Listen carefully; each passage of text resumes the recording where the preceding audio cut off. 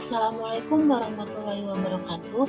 Perkenalkan, nama saya Asy Lutfiana dengan NPM 23130230005. Di sini saya akan menjelaskan materi mengenai konsep asam dan basa.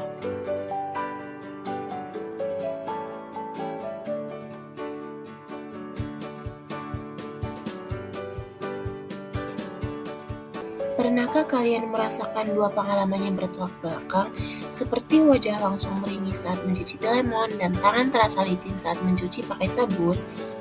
Dua sensasi ini ternyata punya satu rahasia yang sama. Keduanya adalah akibat dari sifat kimia zat yang kita sebut asam dan basa. Hari ini, kita akan menguak mengapa lemon bisa membuat kita mengerutkan wajah dan kenapa sabun terasa licin di tangan. Yuk kita masuk ke dunia asam dan basa dari fenomena yang kita temui setiap hari.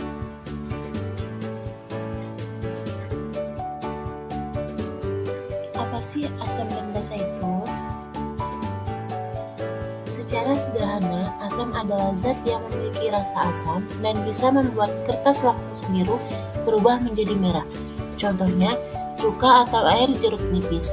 Sementara, basa adalah zat yang terasa pahit dan licin serta bisa membuat kertas lakmus merah berubah menjadi biru. Contohnya, sabun, soda kue, dan amonia.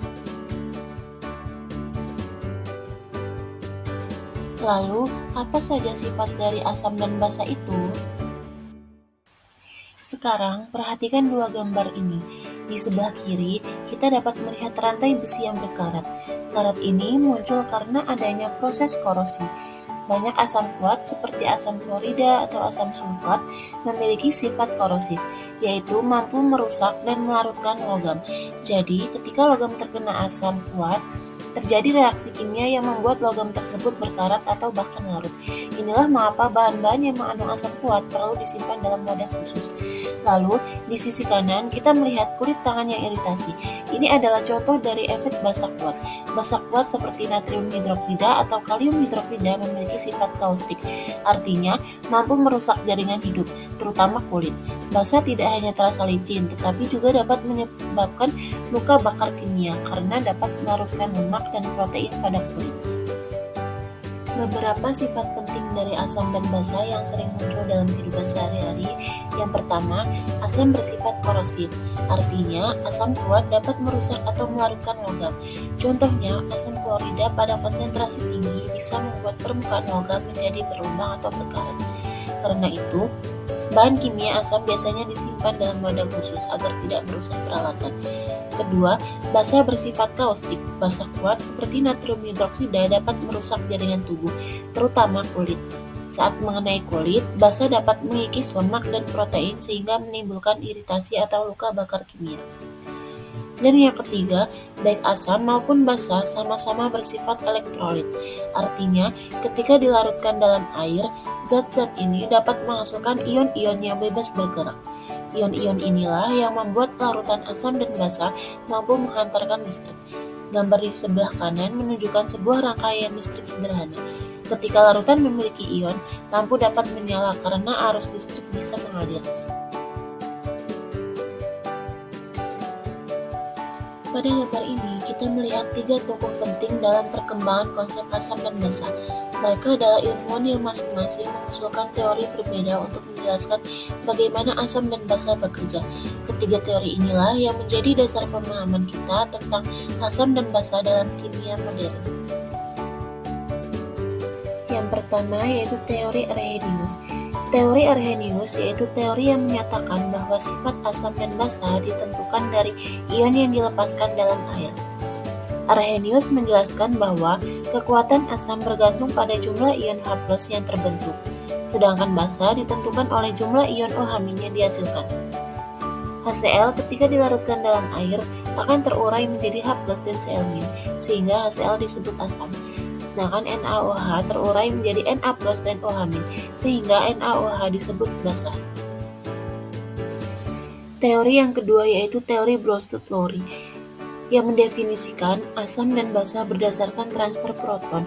Asam adalah spesies yang bertindak sebagai donor proton atau memberikan H+, sedangkan basa adalah spesies yang bertindak sebagai akseptor proton, menerima H+.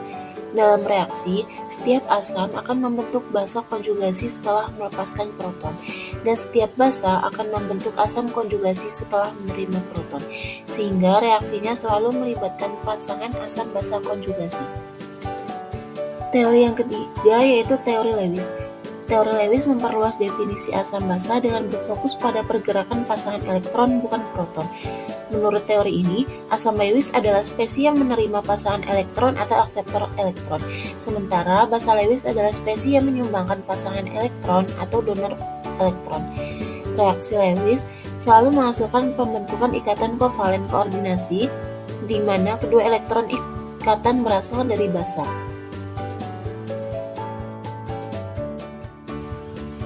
Bagaimana cara kita mengidentifikasi sifat asam atau basa suatu larutan?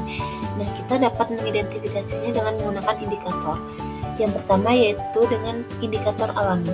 Indikator alami adalah bahan-bahan yang kita temukan di alam dan mengandung zat warna yang dapat berubah warna ketika dimasukkan ke dalam larutan asam atau basa.